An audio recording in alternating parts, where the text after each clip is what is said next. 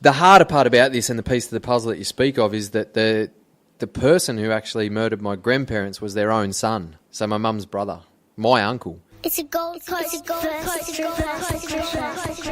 the worlds before Monkey, primal chaos reigned.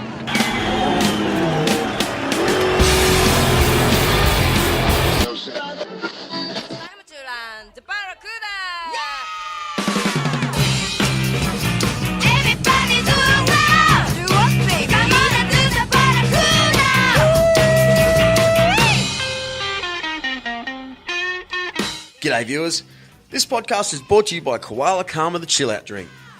Woo yeah, sit back, relax. You've been working too hard. Come on. On today's podcast, I bring you a special episode on Saturday morning in Burleigh Heads from the gentlemanly listen, I'm screwed up. I'm not going to make excuses for myself.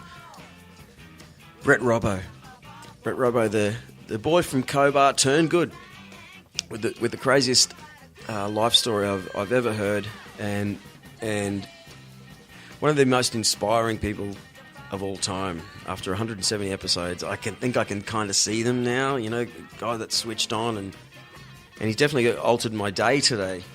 I woke up in the worst mood because of something that happened last night. Not the worst mood, but, you know, something that dragged me down. We spoke about it in this podcast, but please, go to iTunes right now and type this in. I've stuffed it up again. Brett, please, what do we got?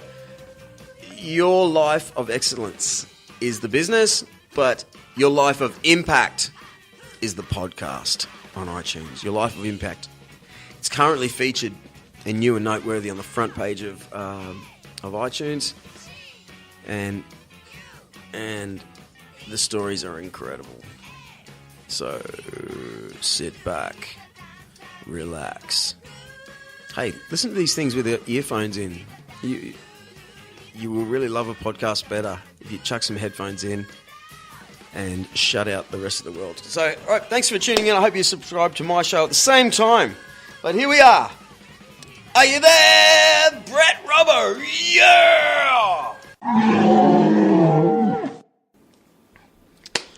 Yes, Brett Robbo. How are you, man? I'm brilliant. I'm extremely grateful to be in your company, Drew. I'm extremely lucky you came back, mate. I tell you what, you know, you and I both know that that you were here only, 6 weeks ago, maybe? Yes, Less. it was. It was 6 weeks ago. Yeah. And we recorded this incredible, I've done 170 of these now, and mate, I remember there were tears. There really was, you know. I was teared up, and you told me the whole story, but about your whole life and everything that's happened, which I kind of think is a good reason. It didn't record. It recorded the whole thing, but it was really noisy. It was absolutely, no matter what editing I did in this podcast, I couldn't make it into something. But then I had to think about it, and I was talking to Mick Robinson, my cousin, yes, who's introduced us, yep. And I was just talking to him just last week, and it came to me, maybe that was a good thing, because there's some sort of, family laundry that you got out there, and maybe it was a classic reason why it doesn't need to be out there. Maybe. On this thing. Well, I believe it does, and I think that's the power of people learning from other people's journeys. But I also trust the timing of my life, Drew, and yes, we sat here for a couple of hours and had a good old chat, and then it didn't record, but honestly, it didn't worry me at all, because it just meant I got to come back and see you again this time. Yeah, good, mate. I'm stoked you did. It's been a great 6 weeks. Yeah, what have you been doing? After I left here last time, so we're here preparing for the Paralympic World Championships in track and field. So since then, I've been in Germany for our preparation. We had the World Champs in London. I then had a week in Sweden with my gorgeous fiancée, and then went back to Switzerland for the Junior Para World Championships, and now I've been back in the country for almost a week. And I've only got a week left here, and I'm out again back over to Sweden for another 5 months. Incredible.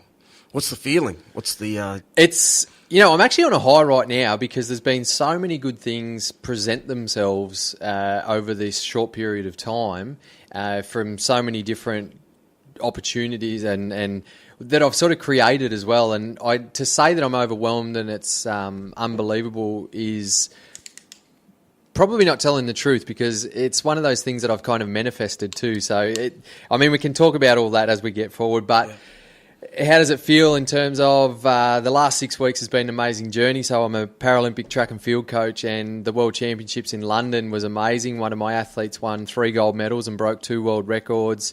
A couple of the younger girls that I coach were hitting PBs and showing that they're in form and on the right trajectory towards making Paralympic podium in the future. And then the Junior World Championships in Switzerland, it's never happened before for the Paralympics, and seeing some of the young athletes that are coming through there that are passionate, enthused, talented, and that just really reinvigorated my soul to see that the future of Paralympic sport coming through.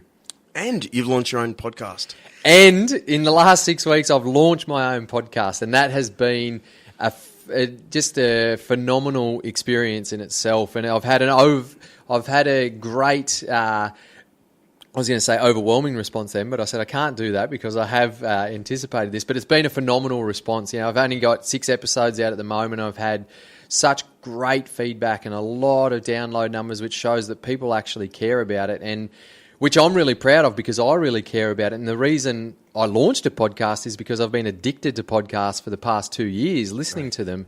They just provide an abundance of value, and they've taught me so much. They've reshaped my personal and professional development journey.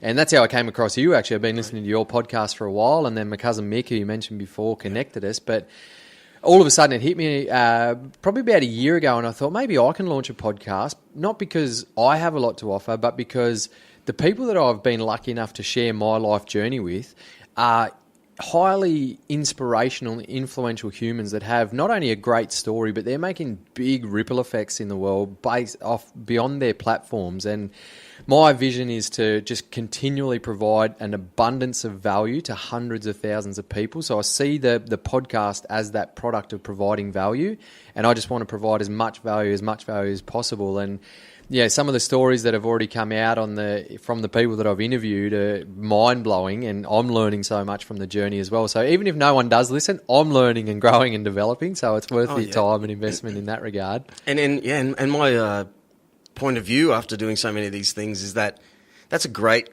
point of view to have. It doesn't matter, how many people are listening, because you just get so much love from them, and just the chance to sit opposite someone and ask them questions is an amazing thing. And you're clearly a great speaker. Like I remember when because all these people I talk to, I often ring people and say, hey, you interest me. Do you want to do this? And I'd say only 30% are people that even less actually are guys that actually can sell whatever they're doing.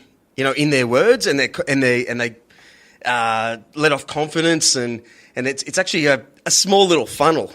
All right, so I've noticed, there's a small little funnel of people out of all the people that can carry things, motivation and podcasting, and that's my little opinion there, and you're definitely one of them. Well, thank you. You said a word there that's actually my whole life not sat well with me, and that's sell, and I've never been much of I don't like that term, but to know what I actually think it is in response to my podcast and you saying I'm a good speaker and that sort of stuff, what I've learned is that the more authentic you are, truly authentic, and just be yourself, then that's what people resonate with most, as you would understand. So I'm grateful, I guess. I grew up out in Cobar, so maybe they do teach us to speak all right out there. Yeah, isn't that surprising? That surprises anyone who's lived on the coast. Like, we just think country bumpkins out there, like, yeah, mate, go, but no, it's actually the opposite. Well, yeah, it is. There's a lot of good things that come from Cobar. For those listening that don't know, it's 800 kilometres inland from Sydney, and you kind of have to drive or pay a fortune to fly out there, and there's limited flights. But it's a small mining town, and Cobar in the Aboriginal language actually means burnt earth, so there's not much farming out there. There's a lot of red dirt and a lot of rock. They mine gold, copper and zinc. But I spent the first 17 years of my life out there, and I love it. There's an abundance of independence, and all your friends' family become your family, and my parents and my grandparents and my cousins, everyone grew up really close together. So whilst you lack a lot of opportunities that you don't get in the city in terms of we played a lot of sport, but the competitiveness and to play against, to have the opportunities that kids in the cities and the bigger communities actually get, we didn't get that. But you can't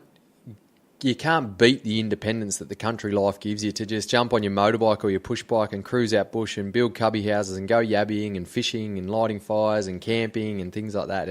That's the freedom that I really respect, that I grew up around. Yeah, I like this idea. Who was my last podcast?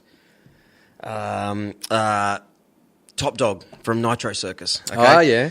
He, it turns out Nitro Circus Live, the world touring, FMX freestyle motocross thing, probably more than 65% are Aussies. I'm like, how could that be? Like, why are all the great dirt bike freestyle guys from Australia when it's a predominantly, it's a big American brand and the whole lot? And then I always think of this quote that I read. I read this old AC/DC book, and Malcolm and Angus Young, the guitar players in AC/DC, they're only 4'8". They're short. My wife's only 150 centimeters. Apparently, they're shorter than that. Really short people. But they get into a lot of fights, a lot of aggression. And you could just see this little band out of Australia putting on massive shows. And the quote was this: the smaller you are, the bigger you think you have to be.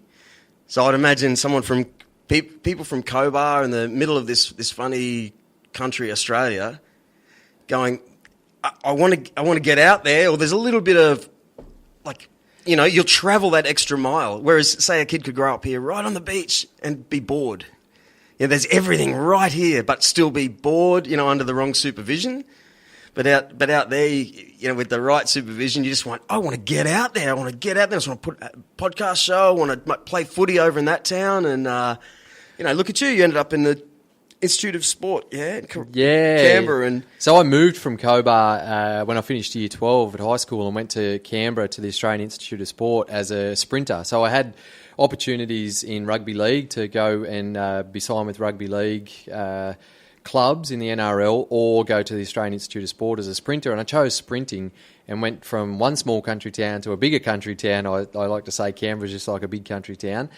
And I did 2.5 years there as a full-time sprinter, and also studied my advanced diploma in soft tissue therapies at the time and became a therapist. And that's what sort of kick-started my career into Paralympic sport, because when I was training at the AIS as a sprinter, my coach, Irina Dovoskina, I was her only able-bodied athlete. She was the Paralympic coach there. So my training partners were arm amputees, leg amputees, cerebral palsy athletes, and one of the guys, Heath Francis, who's an arm amputee, he kicked my butt. Like, he was quicker than me, and he was the best training partner to have. And when I finished in sprinting, is that what you're saying? In sprinting, yeah. So I was a 100 and 200 metre sprinter, and safe to say by the end of it, I was beating him, but he pulled out the best in me, and he still holds world records actually to this day. Because you'd have to think there's a lot of arm.